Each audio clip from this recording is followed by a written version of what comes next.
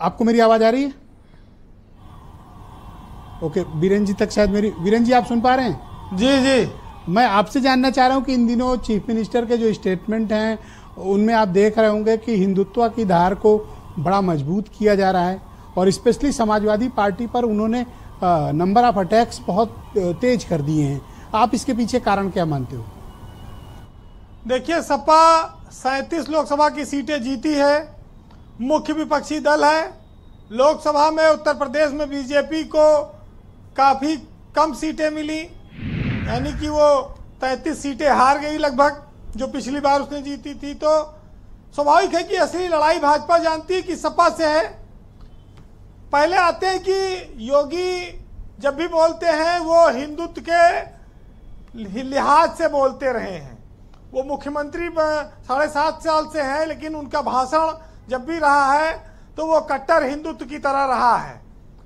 वो आप उसको इस रूप में देख सकते हैं कि वो एक हिंदुत्व के बड़े चेहरा रहे हैं इस देश में हमेशा से, और वो शासक भले बन गए हैं, मुख्यमंत्री हैं, लेकिन जब जहां पर मौका आता है तो वो मुद्दे यही हिंदुत्व के उठाते हैं, और उसमें बांग्लादेश से लेके जिन्ना तक आजकल चल रहे हैं। ब्रजेश जी, धार्मिक आधार पर बातें और बंटवारा हमारे समाज में बहुत पहले से है, और बहुत सारे जगहों पर जो जहां संख्या में ज्यादा है वो कमजोर के साथ अन्याय करता रहा है, इसके भी उदाहरण हैं। अब खान पान, पहनावा और पूजा पद्धति के आधार पर जो भेदभाव, जो बातें चलती हैं, वही असली, वही सियासत वहीं पर अपनी रोटी सेकती है। वैसे ब्रजेश जी, आज नेहरू और जिन्ना को मरे हुए तो करीब 50 साल के लगभग हो गया होगा। वो अभी ऊपर बैठ के सोचते होंगे कि हमारे आने वाली पीढ़ियों और नस्लों ने हमको इतना याद करती हैं, देश में बैठ के वो इतने प्रसन्न होते होंगे कि कम से कम हमने इतने अपने देश में लायक और अच्छे नेताओं को देकर वो देख के खुश होते होंगे कि देश सुरक्षित हाथों में है, और हमारे जीते जी तो हमको इतना सम्मान नहीं मिला, चलिए कम से कम रात दिन हमको लोग याद करते हैं। तो ये जो इस देश के बंटवारे को लेकर जिन्ना पर जिम्मेदारी है जी। पाकिस्तान एक नया मुल्क बना जो भारत का दुश्मन बन गया। भारत आज अपने पड़ोसी देशों में सबसे ज्यादा पाकिस्तान से लड़ता है, तो स्वाभाविक है कि जो पीड़ा आती है गांव-गांव, हमारे सैनिक जब शहीद होते हैं तो दर्द तो उठता है। और ऐसे में ये होता है कि हिंदुस्तान के मुसलमान, उनको ये ताना मिलता है कि जो जिन्ना परस्त हैं वो लोग, जो जिन्ना परस्त हैं वो भाजपा का विरोध करते हैं, वो इंडिया गठबंधन की मदद करते हैं। मतलब जिन्ना नाम से ज्यादा एक प्रतीक हो गए हैं, जिन्ना नाम से ज्यादा एक प्रतीक हो गए हैं, ये माने। देखिए ब्रजेश जी, जिन्ना का अपने भारत में कोई असर है नहीं। हमारे यहाँ मुसलमान उनको अपना कोई नेता आदर्श भी नहीं मानता है, लेकिन ये नेता भी अभी चाहते हैं कि तुम भूलने न भी पाओ कि जिन्ना मर गए हो, अब उनका याद न करो। हमारे यहाँ तो हिंदुस्तान में हिंदू मुस्लिम भाईचारा रहा है। कुछ जगहों पर मुसलमान जाति कर देते हैं कि कुछ जगहों पर दंगे हो जाते हैं, वही सब चीजें हिंदुओं और मुसलमानों को अलग करती रही हैं जी। लेकिन ये भी देखना होगा कि जो भाजपा जिन्ना को लेकर, बांग्लादेश के हिंदुओं को लेकर बात करती है, वो अपनी ही सरकार में उसने 4 एमएलसी बनाए मुसलमानों के। एक तो उत्तर प्रदेश सरकार में मुस्लिम मंत्री भी हैं। तो दोनों साइड का मामला है। एक तरफ मुसलमानों का विरोध भी करती है भाजपा, दूसरी ओर उनके लिए पसमानदा सम्मेलन करती है, उनके लोगों को विधायक राजी इत्तेफाक से अल्पसंख्यक मोर्चे की पूरे प्रदेश की बैठक भी थी आज पूरे प्रदेश में मुसलमानों के वोट को समझाने के लिए कि भाजपा से दूरी न रखो, भाजपा को वोट दो, मुसलमानों के लिए भाजपा ने सम्मेलन किया है। जी जी।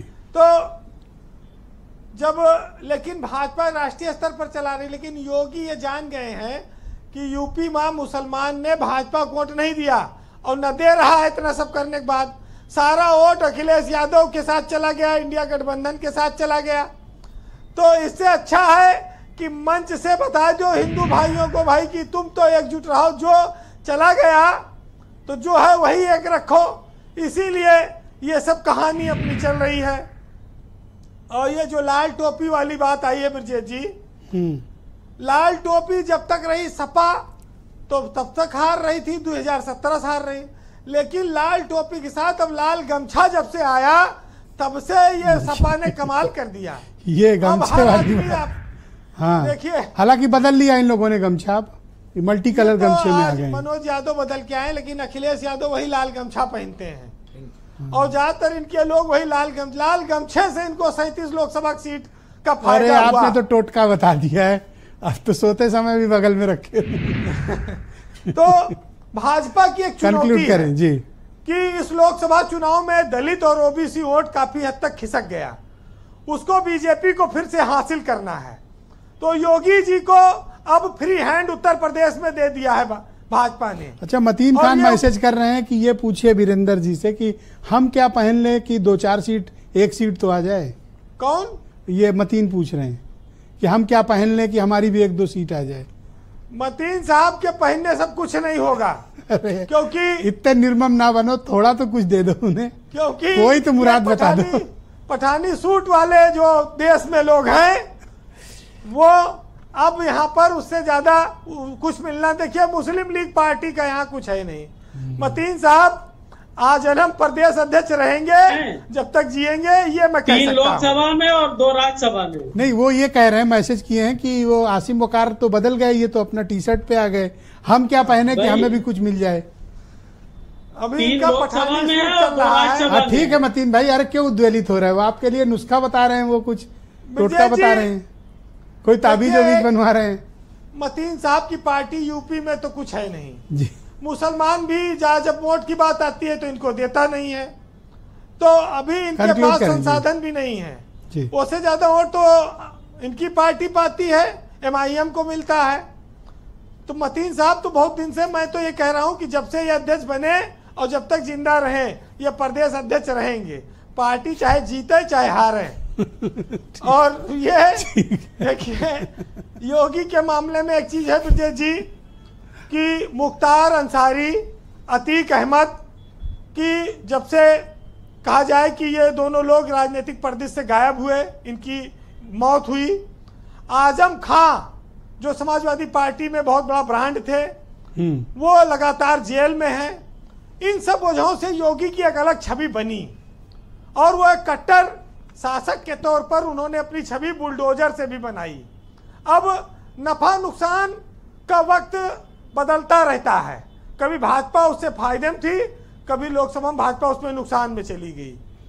लेकिन इस देश में भाईचारा हमेशा बना रहेगा। हिंदू मुसलमान इस देश की सच्चाई है, उसको कोई मिटा नहीं पाएगा। और समाज में जो जिम्मेदार लोग हैं उनका काम है कि इस माहौल को बनाए रखें।